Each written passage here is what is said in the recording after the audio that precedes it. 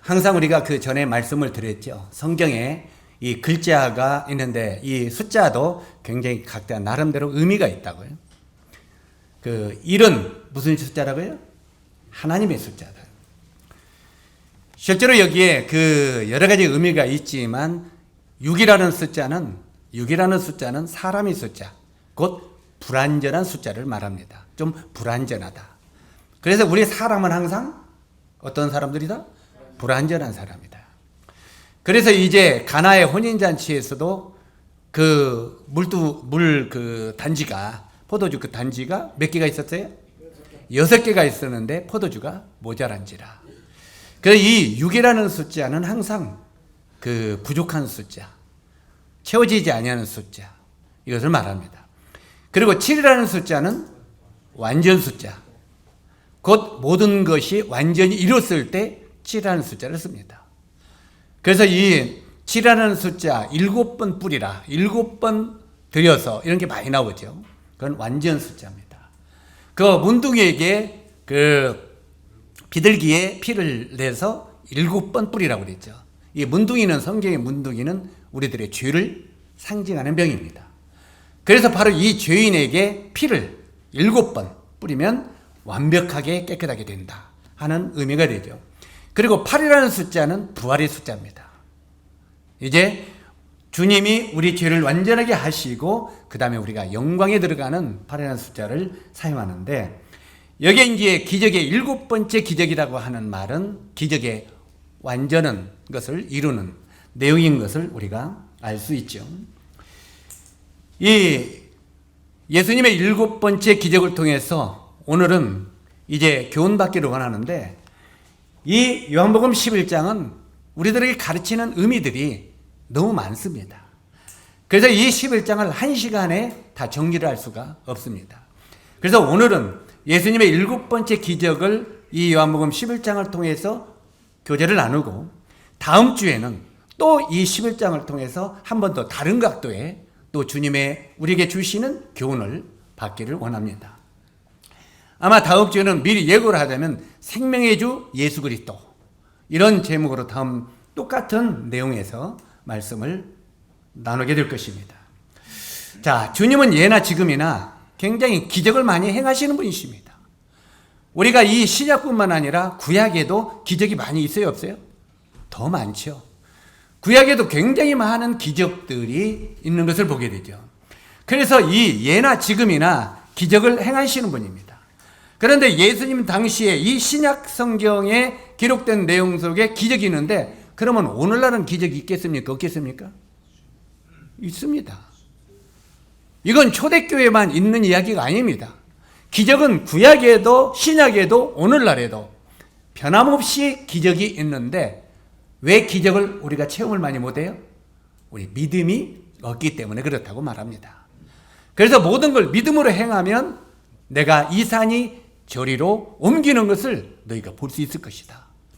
자, 옛날에 이런 예화가 있잖아요. 이런 이야기가, 그 어떤 그리스도인이 자꾸 그 앞에 그 바닷가에 사는데 그 앞에 그 이렇게 섬이 있어요. 이 섬이 있는데 그 산이 자꾸 문을 가리우고 좀 여러 가지 생활에 불편해서 그가, 주여 이 산이 저 바다로 옮기라면 옮겨진다고 했는데 이걸 옮겨주십시오. 왜 옮겨주래? 주님 이래서 이제 그 여러 가지.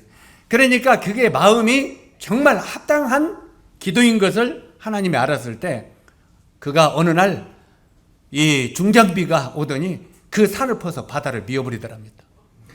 그러니까 성경에 나오는 대로 됐어요, 안 됐어요? 지금 이 새만금 가보면은 산 몇 개가 없어져서 안 없어져요? 산 없어져서 바다를 메우세요, 안 메웠어요? 지금도 메우고 있고. 실제로 그런 걸 통해서라도 하나님은 오늘날은 신세계라고 하면, 과학이 발달한 문명이라면 그런 문명 속에서도 하나님은 기적을 행하시는 주님이시라는 것입니다. 그래서 우리들은 기적이 없어, 이런 말은 하는 건 합당한 말은 아닙니다. 오늘날도 우리 형제 자매들이 믿음으로 구하면 뭐든지 주님은 이루어 주신다고 말씀을 하셨습니다. 실제로 그러나 이제 우리가 인생을 살아가면서 주님의 도우심이 정말로 필요한데 주님이 침묵하실 때가 있어요, 없어요? 있습니다. 우리는 정말 주님의 도우심이 필요한데 주님이 그냥 묵묵히 침묵하실 때 그런 때가 많이 있습니다. 그런 때 우리가 어떻게 해야 하는가? 이렇게 주님이 침묵하실 때 그 어떻게 하는가 하는 교훈을 지금 여기에 요한복음 11장을 통해서 우리에게 주시는 것입니다. 자, 여기 이 본문을 보면은 이 7장 전체, 이 11장 전체를 오늘 말씀을 드리기를 원하는데 이 11장 본문은 기적의 응답을 절박하게 기다리는 한 가정의 이야기가 등장하고 있습니다. 이 마리아와 마르다는 그 가정에 지금 굉장히 기적이 필요한 절박한 상태에 있어요. 왜요? 뭐 때문에 기도의 응답을 받아야 될 절박한 상태가 있습니까? 여기 보면 그 집안의 가장. 우리가 형제 자매들이 조금 문화적인 배경을 알면 좋겠습니다. 옛날 팔레스타인에서는요, 여자들은 거의 직업이 없습니다. 여자들은 직업이 없어요. 지금도 인도에는 거의 여자들은 직업이 없습니다. 인도는 사람이 많아요, 안 많아요? 많으니까 그 많은 몇 억의 인구를 다 직장을 줄 수 있어요, 없어요? 그런데 그 한 가정에 식구들을 전부 다 직장을 주면 다른 직장이 없는 사람들은 굶어 죽잖아요. 그렇기 때문에 여자들에게는 직장을 안 줍니다. 옛날 팔레스타인에서도 마찬가지였습니다. 그러니까 남자가 벌어서 너 가정을 부양해라. 이걸 가르치는 겁니다. 그런데 실제로 이제 인도에 가보면은 아기를 버듬고 길거리에서 동냥을 하는 여인들이 굉장히 많습니다. 이 아기를 얼마나 버듬고 계속 길거리에서 이렇게 손을 들면서 막 뭐라고 하는 이 여인들이 많아요. 그 이제 뭐라고 하는지 몰라서 존 코리안 형제님에게 지금 뭐라고 하느냐고 물어보니까 저는 남편이 죽은 사람입니다. 남편이 사고로 죽었습니다. 그래서 저는 이 아이와 남겨졌는데 이 아이와 먹고 살아야 됩니다. 저를 좀 도와주십시오. 이렇게 구걸한다는 거예요. 그러면은 왜 직장 못 들어간 게 여자들은 직장에 들어갈 데가 별로 없대요. 이게 이제 그쪽 지역의 문화들이에요. 바로 여기에 이 팔레스타인의 문화도 마찬가지입니다. 그 당시는 특히 더. 그러니 여기 지금 이 나사로는 그 가정의 뭐라고요? 남자의 가장입니다. 다시 말해서 이 가정을 책임질 가장인 나사로가 병들어 버렸습니다. 그러니까 이 가정은 이제는 얼마나 어려운 속에 빠져 있었겠습니까? 그래서 이 마리아와 마르다는 예수님이 그곳에 있다는 소식을 듣고 예수님께 사람을 보냅니다. 여기서 지금 예수님이 계신 곳은 김제에서 전주 정도 거리입니다. 근데 이 전주에 있는 거리로 사람을 보낸 거예요. 뭐라고 보냈습니까? 주여, 주님의 사랑하는 우리 가족들, 특히 우리 가장인 나사로가 병들어서 죽어갑니다. 빨리 오셔서 우리 오라비를 살려주십시오. 자, 이 마리아와 마르다 가정에는 이게 정말 이 기적이 일어나야 될 긴급한 상태에 있습니까? 없습니까? 아주 긴급한 상태에 있는 것입니다. 그래서 여기 보면은 나사로가 병들어 죽어가고 동생 마르다와 마리아는 예수님께 사람을 보내서 초조하게 기다렸지만 주님이 오셨어요? 안 오셨어요? 여기 마리아와 마르다는 주님이 오실 거라는 믿음이 있었어요? 없었어요? 믿음은 있었습니다. 왜요? 먼저 어떻게 보냐면 주님의 사랑하는 나사로가 이렇게 말합니다. 주여, 주님이 사랑하시는 나사로가 병들어 죽겠습니다. 이 말에. 그러니까 주님 사랑하지 않아요, 나사로를. 그러니 오십시오. 그러니까 이 주님이 나사로와 마리아와 마르다를 너무 사랑하는 것을 알았기 때문에 주님은 틀림없이 이 강도를 들어 주실 거라고 믿고 있었다 이 말이에요. 근데 주님이 오셨어요? 안 오셨어요? 오셨어요? 안 오셨어요? 주님은 안 오십니다. 전주에서 김제 거리니까 마음만 먹으면 반나절이면 오셔요? 안 오셔요? 근데 안 오시는 거예요. 그런데 여기 성경을 쭉 읽다 보면 주님이 제자들에게 뭐라고 하냐면 우리 유대로 가자. 다른 곳으로 가자. 다른 곳으로 가자는 거예요. 유대로 가자. 지금 이쪽으로 가야 되는데 빨리 가야 나사로를 살릴 수가 있는데 우리 유대로 가자 그런 겁니다. 이쪽은 반대로 가자요. 자, 이 보니 이 마리아와 마르다가 이 이야기를 우리 유대로 가자는 주님의 음성을 들었다면 아마 주님을 진짜 더 원망했을 겁니다. 세상에 그럴 수가 정말 그랬을 거예요. 그러나 어찌하든 간에 이 마리아와 마르다는 사람을 보내서 초조하게 주님을 기다렸습니다. 그런데도 주님은 오시지 않냐고 설마 우리 오빠가 죽기 전에는 오시겠지 하는 기대를 가지고 있었습니다. 그런데 이 오라비가 점점 병이 났었어요? 더 악화됐어요? 더 악화되는 거예요.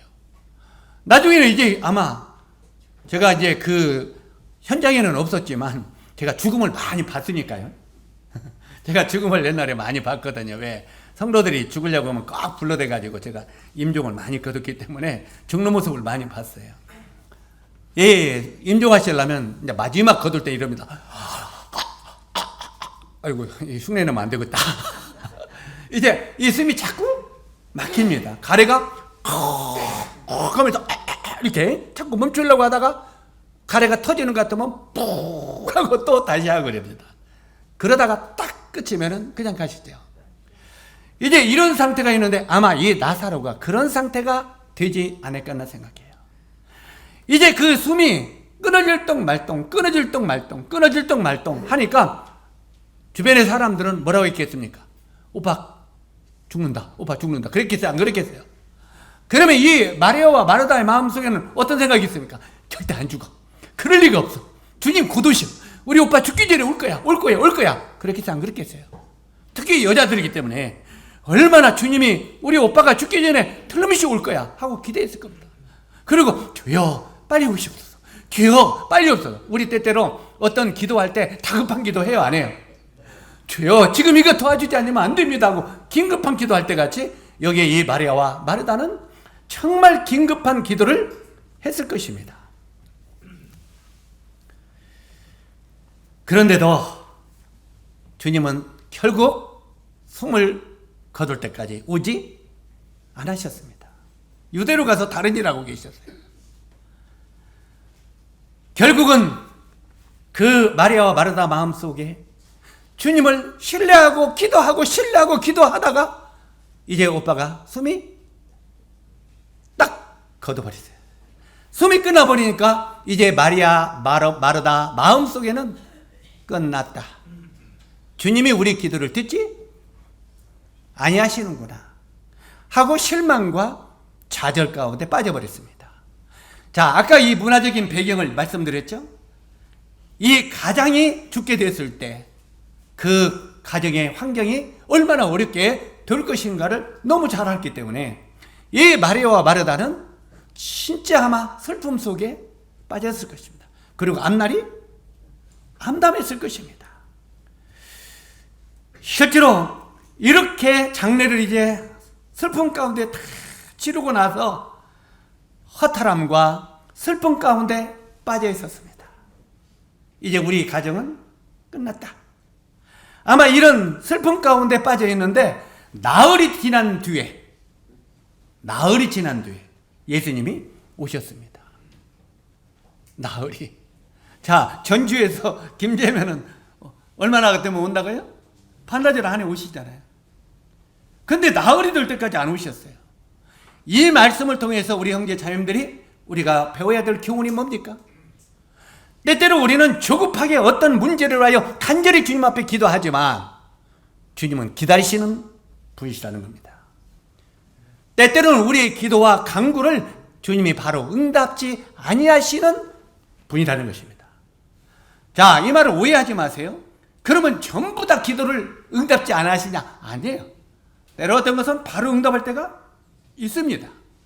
그러나 우리는 주님이 그 일을 통해서 더 나은 것을 가르쳐 주기 위하여 기다리신다는 것입니다. 더 나은 것을. 여기 실제로 이 가정에 일어난 이 일을 볼 때 이런 비극이 예수님은 그렇게 그 가정을 사랑했고 또 그 가정은 주님을 경외했습니다. 그런 가정에 일어난 비극입니다. 다시 반복합니다. 지금 이 가정이 어떤 가족인 것은 성경을 보면 다 나타나죠. 주님을 너무너무 사랑했고 주님을 참으로 경외했던 가족입니다. 주님을 사랑하고 주님을 경외하는 가족인데 그 가족의 간절한 기도를 들어줬어요? 안 들어줬어요? 안 들어줬습니다. 그런 가정에 이런 비극이 일어났다는 말입니다. 오늘날도 예수님을 잘 믿는 사람들은 환난도 당하지 아니하고 병도 안 들고 비극도 맞이 않아야 된다고 하는 생각을 가진 사람들도 있습니까? 없습니까? 얼마든지 있습니다. 우리가 이렇게 어떤 가정은 왜 하나님을 잘 경외하는데 어이구야 우리 박연호 경제님이 가정이 주님을 다 온전히 사랑하고 그냥 주님을 경외하는데 왜 그 가정에 이런 비극이 와? 우리 때때는 그러면서 나중에는 하나님을 원망 안 해요. 아이고 하나님 말이야 내가 이해가 안 돼! 뭐 이러고 따지고 싸우려고 하고. 우리가 만약에 우리 주변에 우리 김제교회에 막달라 마리아와 죄송합니다. 마리아와 이 마르다의 가정 같은 가정이 우리 교회에 있다고 해보세요. 그런데 우리 그 가정이 기도했고 우리 온 가족이 기도했는데 나사로가 죽었다 해보세요. 우리 형제 자매님들은 전부 다 마음속에 어떤 불만이 나오고 있습니까? 아니 우리 김제교회에서 저렇게 사랑하는 주님을 사랑하는 가정이 왜 저렇게 기도를 안 들어줘? 하고 하나님을 원망할 수 있습니다. 여기 본문에도 3절에 보니까 3절부터 차근차근 봅시다. 3절에 주여 보시옵소서 사랑하는 자가 병들었나이다. 근데 여기서 그냥 나사로가 병들었나이다 하지 않냐고 누가 병들었다고요? 주님의 사랑하는 자가 병들었나이다 이렇게 말합니다. 나사로의 가족들이 예수님의 사랑을 받고 있는 것을 그 주변 모든 사람들이 너무 잘 알았기 때문에 아마 이렇게 말했을 것입니다. 5절에 예수께서 본래 마르다와 그 동생과 나사로를 사랑하시더니 그들만 그렇게 말한 것이 아니라 예수님도 그 가정을 사랑했다고 했어요? 안 사랑했다고 했어요? 너무 사랑했다고 했습니다. 그런데도 주님은 그 사랑하는 자가 병들었고 사람을 보내어 빨리 도와달라고 이렇게 절박한 호소를 했음에도 불구하고 주님은 그가 죽도록 내버려뒀습니다. 여기서 우리가 알 것은 예수님의 그 목적은 나사로가 죽기를 기다렸어요? 안 죽기를 기다렸어요? 왜 나흘이 되도록 안 갔냐면 나사로가 죽도록 내버렸다. 아직 죽는 시간이 남았으니까 더 기다렸다 이 말. 더 죽도록 안 갔다 이 말입니다. 일부러. 쉽게 말하면 그렇게 기도했는데도 주님은 그 기도를 응답하지 아니하는 것은 그 기도가 무산되도록 기다렸다는 말이에요. 죽도록. 나사로가. 그런데 예수님께서 그 두 여인이 심부름을 보냈을 때 나중에 그 말을 듣고 뭐라고 했습니까? 거기서 예수님이 하신 말씀은 이 병은 죽을 병이 아니요. 그 다음에 말씀이 귀하죠? 하나님의 영광을 위한 병이라는 거예요. 그러니까 이 죽음을 통해서 하나님은 더 영광을 나타내기 위한 하나님의 뜻이 있다는 거예요. 때때로 우리들이 어떤 일에 대해서 간절히 기도하는데도 주님의 응답하지 않았을 때 하나님은 그보다 더 큰 그에게 주신 축복의 영광이 있다는 것입니다. 사람보다는 하나님께 영광, 그 가정에도 영광이 되는 그런 일을 계획하고 있기 때문에 때때로는 우리 기도가 빨리 응답되지 아니한다는 것을 우리 형제 자매들은 알고 있어야 된다 이 말입니다. 믿고 있어야 된다 이 말입니다. 그래서 이것을 다른 말로 하면 주님의 주권을 인정하라 하는 말이에요. 주님이 여러분의 주인 되심을 인정하라 이 말이에요. 주님이 내 주인이시라면 내가 살든지 죽든지 병이 낫든지 안 맞든지 누구 뜻이에요? 주님의 뜻인 거예요. 그런데 예수님도 어떻게 기도하셨습니까? 내 생각에는 내가 이 겟세마네 기도해서 이 십자가를 지지 않은 쓴 자를 지지 않고 인류를 구원할 길이 있습니까? 그러면 그 길을 걷게 해 주십시오. 그러나 이것도 내 뜻대로 말고 아버지의 뜻대로 되기를 원하나이다. 실제로 우리의 모든 삶 속에서 어떤 환경이 오더라도 이것이 하나님의 뜻대로 되기를 원해야 된다 이 말입니다. 우리 형제 자님들이 제일로 우리 그리스도인들이 구원받고 중요한 것은 주님을 여러분의 주인으로 인정하는 삶입니다. 더 쉽게 말하면 주님의 주권을 인정하는 삶이에요. 우리의 인생의 삶은 하나님의 뜻에 있는 것이 내 뜻에 있는 것이 아니라고 하는 것을 알아야 됩니다. 그런데 항상 우리는 내 뜻대로 무엇을 하려다가 실패하고 하나님을 원망하는 거예요. 하나님은 그 뜻이 아니야. 근데 내 뜻대로 행하고 그것이 실패하고 안 됐을 때 하나님을 원망해. 하나님 왜 이렇게? 그래서 주님이 나의 주인 되심을 인정하는 것은 범사가 그분의 뜻대로 내 삶이 되어지기를 원한다는 것입니다. 자, 여기 다시 본론 들어가서 이제 나는 그분을 믿고 사랑하는데 여기 보니까 그렇게 간절하게 기도했는데도 죽게 되어버렸어요. 이런 상황이 일어나게 될 때 그리스도인들은 이런 질문을 보통 합니다. 우리들도 그래, 동일하게. 이런 질문을 하는데 나는 그분을 믿고 사랑하는데 왜 그분은 나를 돕지 아니하시지? 이런 생각 안 해봤습니까? 저는 많이 해봤어요. 나는 그분을 사랑하고 그분을 믿고 그분을 사랑하고 내 삶을 그분을 위하여 다 드리는데 왜 그분은 나를 돕지 아니하시지? 이런 캐시마크를 가져본 때가 한두 번이 아닙니다. 우리들도 그런 상태를 경험할 때가 있다는 것입니다. 간절히 기도하는데 그분은 왜 응답이 없고 우리 그때는 이제 우리 마음속에 주님이 어디 계시지? 주님 주무시나? 주님이 잠깐 손바꼭질 하시나? 별의별 이제 생각을 우리가 다 하게 되죠. 정말 우리 주님이 나의 주님이 맞을까? 정말 나의 주인인가? 내 기도가 정말 그분 앞에 응답되는가? 이런 여러 가지 캐시마크가 우리 삶 속에 온다는 것입니다. 그리고 이제 그 단계를 넘어가면 주님을 원망하고 좌절합니다. 단계가 넘어가면 주님을 원망하고 좌절하는데 21절에 보십시오. 21절에 보면 마르다도 32절에 보면 마리아도 주님이 빨리 오셔서 도와주셨으면 이런 비극이 없었을 것이라고 주님께 원망합니다. 그래 안 그래요? 주님 앞에 나흘 전에 사람 보냈잖아요. 그래 안 그래요? 지금 그 말이죠. 나흘 전에 주님 앞에 사람 보내면서 살아난 자가 병들어 지금 까딱까딱 한다고 했잖아요. 그런데 주님 왜 안 오시고 이제서 오셨습니까? 세상적인 막말로 사또는 떠나고 나발을 부르는데 이미 오빠가 죽은 다음에 오시면 무슨 소용이 있습니까? 이 말이에요.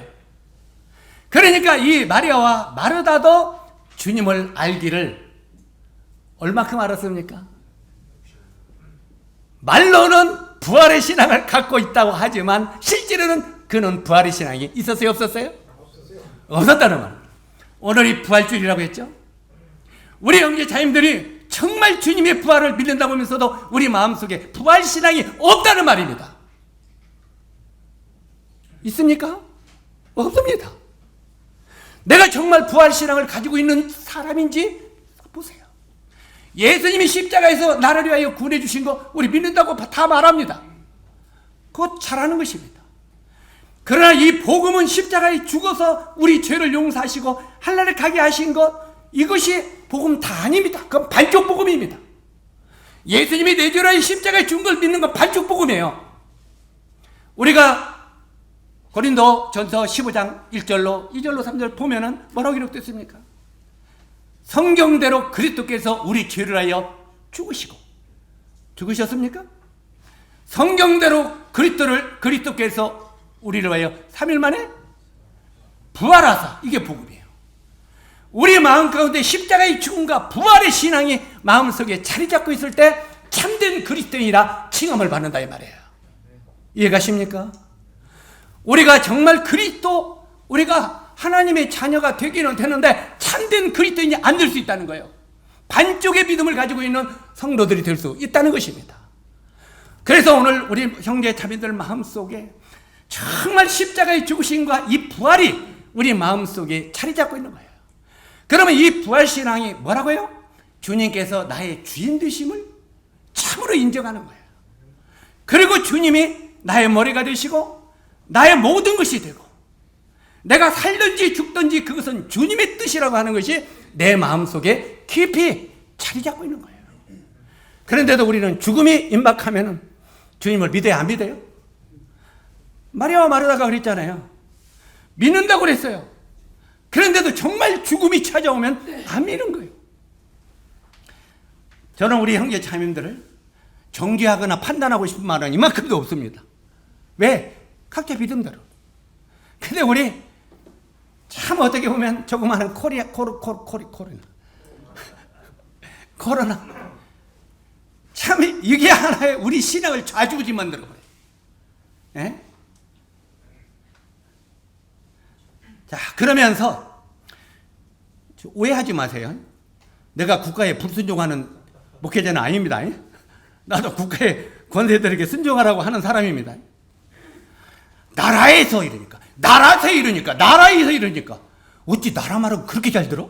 언제부터 국가의 권세 말을 그렇게 잘 들었어요? 하나님 말씀은 나의 생명을 구원해 주시고 나에게 산 소망을 주신 그분을 위해서는, 그분의 말씀은 우리 그렇게 순종해 봤어요? 10분의 1만 순종의 믿음을 드려도 하나님은 진짜 영광을 받으실 텐데, 세상의 말, 권위의 말보다 주님의 말은 우리는 10분의 1도 순종을 못하잖아요. 그래 안 그래요? 그러면서도 우리가 주님을 사랑한다? 우리는 이미 광야의 금송아지를 섬기고 있는 사람일 수 있다는 것입니다. 세상을 사랑하는 사람일 수 있다는 것입니다. 이 말은 결코 국가의 권세들에게 불순종하는 말은 아닙니다. 저는 한번 생각해 보세요. 국가에서 우리를 완전히 못 모이게 했습니까? 못 모이게 했어요? 안 했어요? 안 했어요. 한 번도 막은 적이 없어요. 단 어떻게 하라고요? 이런 것을 지켜줘라 그랬어요. 그래 안 그래요? 지켜주면서 모이면 문제가 돼야 안 돼요. 지켜주면서 모이면 국가에 순종하는 거예요, 안 하는 거예요? 양쪽 주님 말씀에는 순종하는 거 아니에요? 다 순종하는 거예요. 그렇지 않아요? 그런데 우리가 국가의 권세기에 순종한다고 요것은 순종하고 모이기를 폐하는 어떤 이런 습관같이 하지 말라 하는 주님의 말씀은 멀리하고 있으면서 우리가 어떻게 주님을 사랑하고 섬긴다고 말할 수 있겠습니까? 양쪽을 다 섬길 수 있는 마음이 되어야 돼요. 사실은 국가의 권세들에게 순종하라는 것도 주님의 말씀이에요.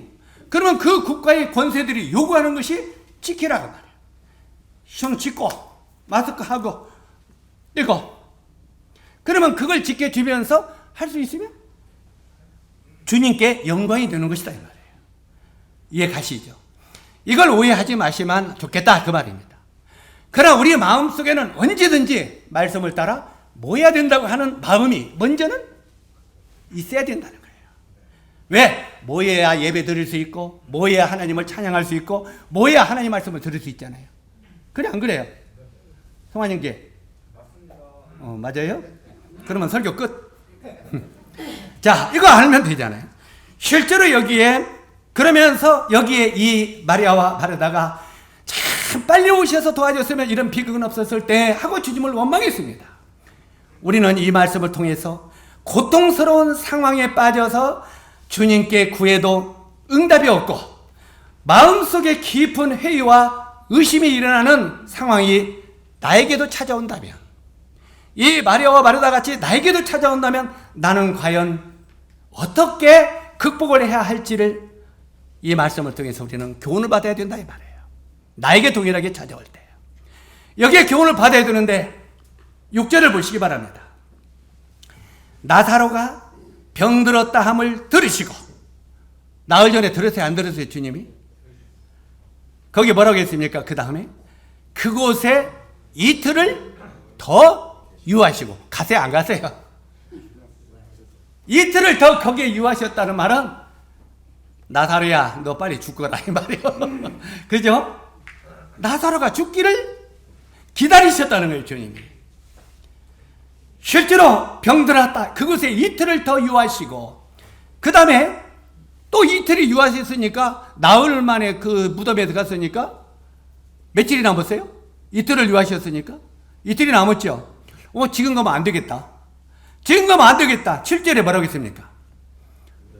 따라서 하세요. 유대로 다시 가자.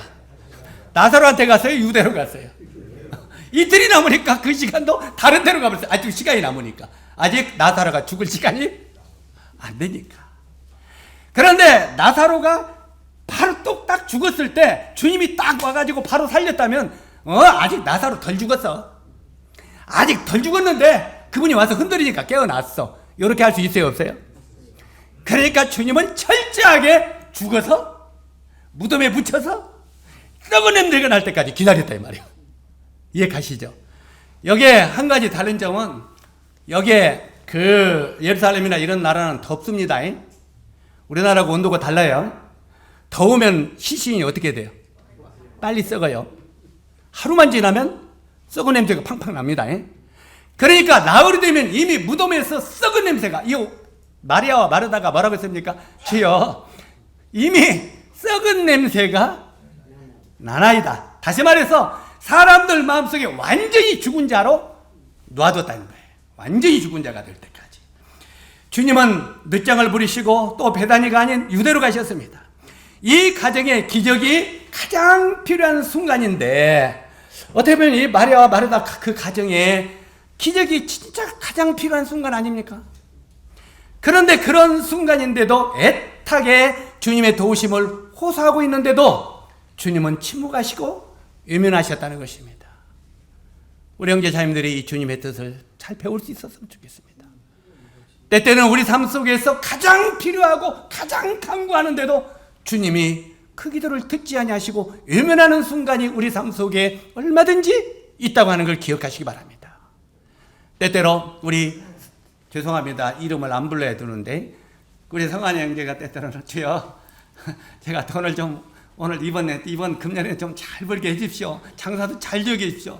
그런데 작년에 항상 10만 원씩 팔았는데 5만 원, 나중에 만 원뿐이 안 팔릴 때도 있어요. 그러면 아니 이렇게 간절히 기도했는데 더 안 팔려? 아이고, 하나님 앞에 기도해봐야 소용도 없다. 그런 마음 가질 수 있겠어요, 없겠어요? 있습니다. 얼마든지 우리 환경 속에 내가 생각하고 내가 기대하는 바와 엉뚱하게 갔다 간 때가 있다는 말이에요. 자, 주님의 주권을 인정하는 소리가 뭔 말이겠습니까? 다시 반복합니다. 때때는 우리 형제 자매님들이 간증하라고 하면요, 주님이 내가 기도했더니 이렇게 축복해 주시고요, 주님이 이렇게 해주시니 내가 이렇게 집을 사게 해주고요, 내가 이렇게 기도했더니 내가 막 이 장사가 잘 되고요, 이것만 축복으로 기도합니다. 그래 안 그래요? 그걸 기복신앙이라고 말합니다. 복받기 위한 신앙이라고 말합니다. 그런데 기도할 때마다 잘 되는 것이 아니라 더 어려워져. 그러면 여러분 주님이 축복받았다고 하세요? 아마 성화 형제가 10만 원씩 벌던 것이 만 원씩 보다면 주여, 10만 원 벌던 걸 만 원을 벌게 해주셔서 주님이 나를 축복해 주셔서 감사합니다, 이렇게도 나오겠어요? 안 나오겠죠? 그러나 주님이 나에게 이걸 가지고 살라고 말하는군요. 주님이 이걸 주님의 뜻이라면, 내가 10만 원을 가지고 살던 것이 만 원을 가지고 살라고 하시면 주인 되신 주님이 그렇게 인도하시는 대로 제가 이걸 가지고 살겠습니다.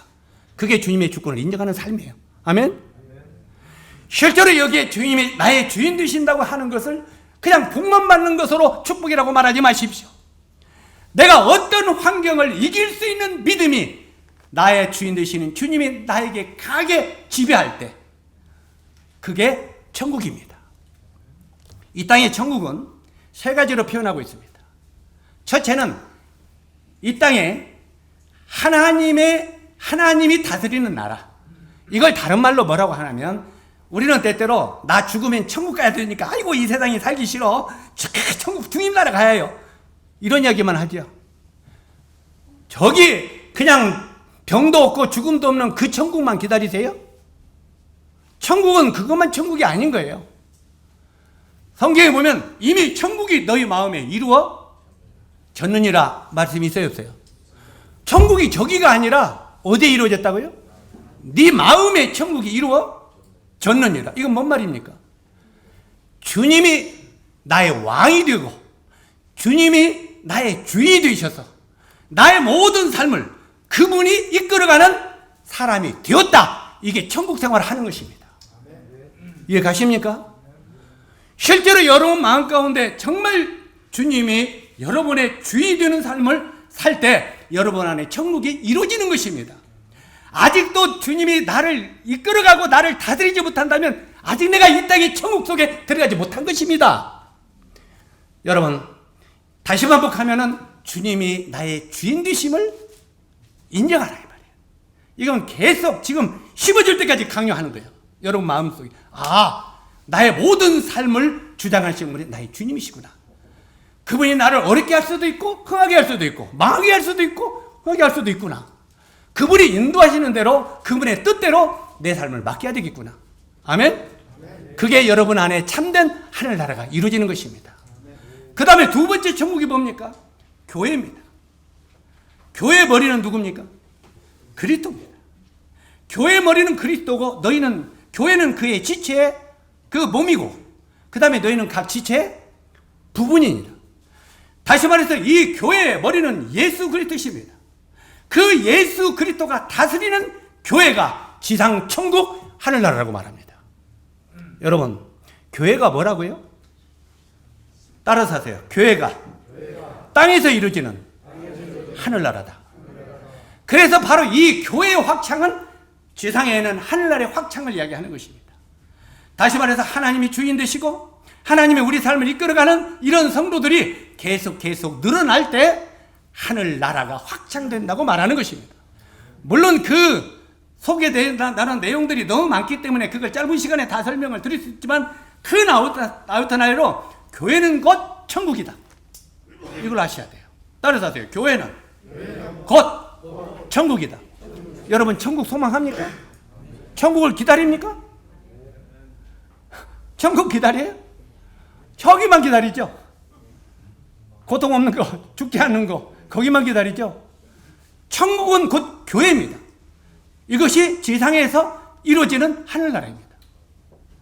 그러면 이 교회 생활은 곧 내가 천국 생활을 하고 있는 것입니다. 머리가 주님이 되신 주님 안에서. 이해 가십니까? 먼저는 내 개인적인 마음속에 천국이 이루어져야 되고 그 다음에 이 지상에 교회 머리 되신 주님이 함께하는 교회 한 일원으로 항상 함께하는 것이 천국 생활을 누리는 것입니다. 그런데 우리가 모임을 등하시 여기고 교회를 등하시 여기고 그러면서 천국 생활을 기다린다고요? 이건 착각입니다. 이 땅에서 교회 생활을 등하시 여기면 우리 마음속에 천국도 있어요 없어요? 없는 것입니다. 실제로 천국을 기다린다고 하는 건 막연한 거죠. 천국이 어떻게 생긴 줄 아세요? 저 하늘나라가 천국이?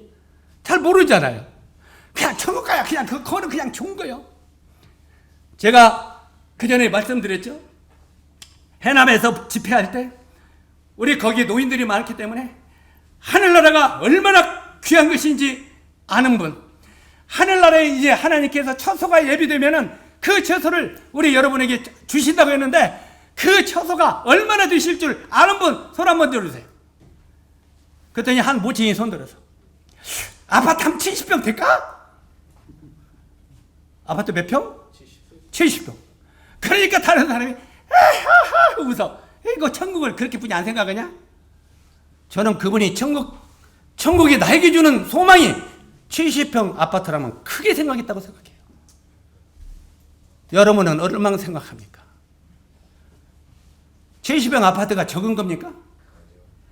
우리 평생엔 거기 한번 들어가 보지도 아니 나는 들어가 보지는 했어요. 나는 99평짜리도 들어가 봤으니. 근데 99평 살이니까요. 자매가 사람도 안 주고 사람도 식무도 안 주고 사는데 진짜 고생이 막심하더라고요. 하루 종일 집안 청소도 못 하고. 신자매니 어디 갔어? 70평 살면 행복하겠죠? 불행합니다. 우리 자매들 70평 살면 행복하는 게 아닙니다. 불행합니다. 그때부터 하루 종일 아무것도 못하고 집안 청소뿐이 못해. 그냥 큰 집 좋아하지만 우리가 먹을 것과 입을 것과 잘 것이 있으면 감사하게 족하게 여기라고 그랬어. 아멘? 네. 기분 나쁠지도 나빠하는 사람도 있을 거예요. 네. 나는 그냥 그렇게는 못해도 내가 60평은 내가 허들라고 지금 노력을 하는데 영재님 왜 70평 이야기를 해? 나는 지금 50평, 60평은 얻으려고 하는데 이런 분도 있을 수 있어요. 그러나 그렇게 얻을 수 있는 능력 있고 주님이 축복하시면 하십시오. 그걸 정죄하거나 판단할 필요는 없습니다. 그러나 큰 걸 얻으면 얻을수록 그만큼 나는 노예 생활을 해야 됩니다. 노예 생활을. 아마 우리 신자매님에게 아파트 70평을 줘가지고 이제 돈은 버는 게 한계가 있어요, 없어요? 그러면 이제 처음에 한 일주일은 그래도 그 청소해도 재밌을 거야. 이 방 청소하고 저 방 청소하고 재밌을 거야. 여보 오늘은 이 방 청소, 내일은 저 방 청소하고 응정치열사. 근데 우리 박영기의 그 자매가요, 원래 진도 사람인데 박영기가 중소기업 사장이잖아요. 거기 가면 진짜 숨바꼭질을 하면 못 찾겠더라고. 아파트가 3개니까. 그런데 자매님이 그 집에 돌아다 보니까 이제 지쳐서 청소도 안 한대요. 거기 보면 식물을 둬야 되잖아, 청소하는 사람을. 그래 안 그래요? 근데 신자매님 청소 뭐 하나 두고 월급 줄 수 있어요, 없어요? 없죠. 그러니까 그거 원하면 안 돼. 원하면 진짜 힘든 거예요. 여러분이 나중에 식물을 두고, 아니 자꾸 식물 심으니까 이상하다. 어쩌든 이렇게 도우미를 주고 이렇게 할 수 있는 돈을 많이 벌으면 그냥 100평도 사세요. 근데 그것이 결코 이 세상에 우리에게 참된 기쁨을 주는 것은 아니라는 것입니다. 예, 가시죠. 실제로 우리가 적응을 가져가도 하나님이 나의 주인 되시고 그분이 나의 왕이 되시는 가정이 참된 천국입니다. 그리고 교회도 그리스도가 우리의 왕이 되시고 우리의 주인 되셔서 자기의 몸된 교회를 돌아보는 이 교회에서 서로 사랑하고 서로 격려하고 서로 세우는 이 교회가 천국입니다. 이런 교회의 삶을 누리다가 때가 되면 그대로 주님이 우리를 데려가시는 것입니다. 그런데 이 세상에서 교회도 싫어하고 가정이 주님이 나의 주인 되심도 싫어하면서 그 나라는 좋아한다고 거짓말이에요. 그건 진짜 하나님이 가르치는 천국을 모르기 때문에 하는 말이에요. 그래서 여기에 각별히 이 말씀의 핵심적인 의미는 바로 우리 주님이 내가 너희의 주인됨을 인정해라, 죽음까지도 내가 허락했음을 인정하라, 이걸 가르치기 위한 주님의 뜻이었단 말이에요. 이해 가시죠? 자, 이렇게 답답함을 우리가 정말 보게 되는데 우리는 여기서 4가지 교훈을 배울 수 있습니다.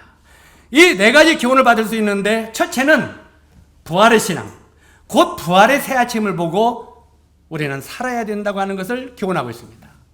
따라서 하세요. 부활의 새 아침. 우리 오늘 잠깐 예배 시간에 말했지만 부자가 나 11조 이렇게 넣습니다. 딸랑 넣는 거 하고, 아까 과부가 엽전 두냈던 부끄러우니까 가만히 몰래 이렇게 가가지고 그놈 넣은 거 하고, 봤어요 안 봤어요? 주님은 이 과부는 자기 생활비 전부를 넣었느니라 이렇게 말하고 있죠. 실제로 여기 지금 이 과부는요, 어떻게 보면 하나님 앞에 자기 삶을 드리는 거예요. 생활비 전부니까. 이해 가시죠? 그래서 실제로 이 과부는 이 부활의 새 아침을 보고 있어요, 안 보고 있어요? 영원한 그분의 나라와 그분을 보고 있다 이 말입니다. 우리가 11절에 보면은 또 가라사대 우리 친구 나사로가 잠들었도다, 그러나 내가 깨우러 가겠노라 그랬어요. 자, 인간은 누구나 한 번은 죽습니다. 그러나 주님을 믿는 자들에게는 부활이라는 위대한 해결책을 하나님이 준비해 주셨어요.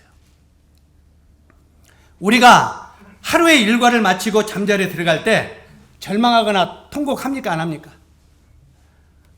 하루 살다가 저녁에 이제 잠자리에 들어가요. 잠자리에 들어갈 때 우리 절망합니까, 안 합니까? 제일 행복한 때가 그때 아니에요? 세상 모든 짐은 내려놓고 이제 내가 평안히 쉬리로다. 이제 잠자리에 모든 걸 잃어버리고 쉬어야지. 바로 이 잠자리에 들어갈 때는 절망하거나 통곡하거나 유서를 남기지 않습니다. 잠자리에 들어갈 때 잠자려고 하면서 유서 씁니까? 유서 써요? 나 내일 아침에 못 일어나면 이렇게 죽으면 하고 유서 씁니까? 안 쓰잖아요. 우리가 하루 일과를 마치고 잠자리에 들어갈 때는 이런 것들을 안 합니다. 왜 그러냐면 자는 사람은 새날이 밝을 것을 기대하면서 자기 때문에 그렇습니다. 오늘 내가 잠자리에 들어가면 내일 이맘때 아침에 일어난다는, 바로 이 새날이 밝을 것을 기대하면서 자기 때문에 바로 이 잠자리에 들어가는 사람들은 슬퍼하거나 절망하거나 좌절하지 않는다는 것입니다. 바로 우리 주님은 죽음 뒤에 무엇이 있다고 일깨우고 있어요? 부활이 있다고 일깨우는 것입니다. 그래서 바로 이 주님이 제자들에게 우리가 나사로를 깨우러 간다. 우리가 나사로를 깨우러 가겠다고 그랬어요. 지금 나사로는 자고 있어요? 죽었어요? 자고 있어요? 죽었어요. 죽었는데 주님은 나사로를 깨우러 가겠다고 그랬어요. 그 말은 뭔 말이에요? 죽음이 모든 것에 끝나는 것이 아니다. 이 얘기는 참된 부활이, 너에게는 참된 부활의 신앙이 있기 때문에 죽음을 두려워하지 말라 하는 것을 깨우치기 위한 거예요. 그런데 제자들은 깨우러 가겠노라 하니까 나사로가 아직 안 죽었는가 보다. 나사로가 아직 안 죽었는가 보다. 주님이 나사로를 죽은 당일이나 아까 말씀드렸지만 다음 날에 살렸다면 사람들은 나사로가 아직 덜 죽었다가 깨어났다고 헛소문을 퍼치고 다닐 위험성이 얼마든지 있습니다. 가능성이. 그러니 죽은 지 나흘이 되어서 시체는 썩고 사망이 완전히 입증된 상태에서 우리 주님이 나사로를 살리기를 원하셨던 것입니다. 이것은요, 전 인류에게 부활의 진리를 알게 하심으로 말미암아 하나님의 영광을 나타내기 위한 하나님의 뜻이라고 하는 것을 지금 말하고 있습니다. 사랑하는 형제자매 여러분, 우리가 구원받고 우리에게 참으로 부활의 영광이 없다면 우리는 아무것도 아닙니다. 그래서 나에게는 참된 부활의 영광이 주어져 있다고 하는 걸 마음속에 깊이 기억하세요. 그리고 이 땅에 나의 주인은 참으로 주님이 되시고 그분이 나의 모든 삶을 인도하신다고 하는 것을 마음속으로 믿게 되시기를 바랍니다. 세 번째는 주님이 우리 모든 형편을 다 알고 계신다는 교훈입니다. 우리 주님이 우리 형편을 알아요, 몰라요? 다 알고 있습니다. 11절 다시 보면 우리 친구 나사로가 잠들었도다. 우리가 고통을 당하고 있을 때, 기도에 응답이 없을 때도 하나님은 우리에게 무관심하시지 않는다는 사실을 우리가 알 수 있습니다. 우리 형제 자님들이 어떤 부분을 계속 기도하는데도 기도와 응답이 없어요. 그러면 하나님이 나에 대해서 무관심하는 것 같이 느껴져요. 그러나 결코 하나님은 우리에게 무관심하지 않으신다는 것을 지금 가르치고 있는 것입니다. 주님은 나사로가 이미 죽었음을 알았습니까? 몰랐습니까? 우리가 깨우러 가자 했지만 주님은 이미 그가 죽은 줄을 알고 있었습니다. 이와 같이 우리가 당하는 모든 고통과 시험을 우리 주님은 다 알고 계시기 때문에 고통이 있어도 우리에게 좌절하지 말라고 하는 교훈입니다. 그 다음에 네 번째는 주님과 구원받은 우리 사이에는 끊을 수 없는 관계가 있다고 하는 것을 가르치는 교훈입니다. 주님과 구원받은 성도의 사이에는 끊을 수 없는 관계가 있어요. 끊을래야 끊을 수 없는 관계라는 것을 지금 교훈하고 있는데 9절에서 10절까지 보면 주님은 빛이시고 그 빛이 늘 우리와 함께 계신다는 사실입니다. 우리가 역경과 절망의 골짜기를 지날 때에도 반드시 주님은 우리와 어떻게 한다고요? 함께 하신다는 거예요. 우리 마태복음 28장 20절에 보면은 내가 세상 끝날까지 너희와 항상 함께 있으리라. 어느 때까지요? 세상 끝날 때까지. 그 다음에 시편 23편 4절에 보면은 내가 사망의 음침한 골짜기를 다닐지라도 해를 두려워하지 않을 것은 주께서 나와 함께 하심이라. 항상 주님은 나와 함께 하신다는 것을 잊지 마시기 바랍니다. 우리가 잘 아는 대로 구약의 다니엘서 3장 19절로 27절을 보면은 다니엘과 새 친구가 등장하죠. 다니엘과 새 친구가 등장하는데 풀무 속에 던짐을 받았는데 그들이요, 그곳에 누가 있었습니까? 분명히 3명이 풀무불에 던짐을 받았습니다. 그런데 밖에서 보니까 풀무불 속에 몇 명이 있었어요? 4명이 있었습니다. 한 명은 누구예요? 주님이십니다. 우리가 불못불에 우리 삶이 던져졌더라도 거기에 우리 주님이 우리와 함께 하신다는 걸 잊지 마시라는 것입니다. 그래서 이 주님이 그들과 함께 하셨습니다. 주님과 피로 관계를 맺은 사람은 영원한 관계가 되는 것이고 이 관계는 무엇으로도 끊을 수 없다고 하는 걸 믿으시기 바랍니다. 우리가 정말 구원받았다면 어떤 역경이나 고난에 빠질지라도 또한 고통을 통해서 설령 죽음 앞에 이른다 할지라도 간절한 기도에 응답이 없어서 답답할지라도 나사로의 죽음 앞에 침묵하신 주님의 뜻은 부활과 하나님의 영광을 나타내기 위한 하나님의 뜻임을 우리가 잊지 말라고 하는 교훈입니다.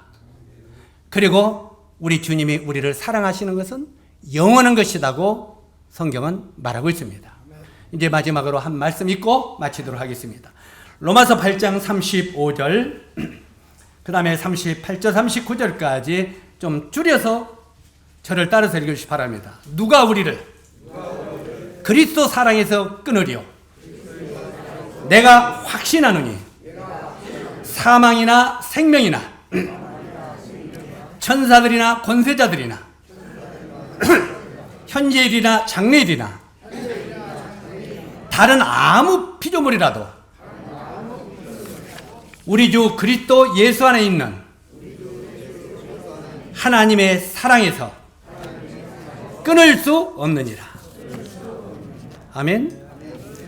설령 우리가 시험에 빠지고 좌절하고 낙담하다 할지라도 하나님이 우리와 함께 하심을 잊지 마시기 바랍니다. 그리고 하나님이 우리를 향한 사랑을 끊을 수 없다고 하는 것을 기억하시기 바랍니다. 그리고 우리 형제 자매들도 주님을 사랑하고 주님을 끝까지 경외하는 형제 자매님들이 되기를 바랍니다. 기도하겠습니다.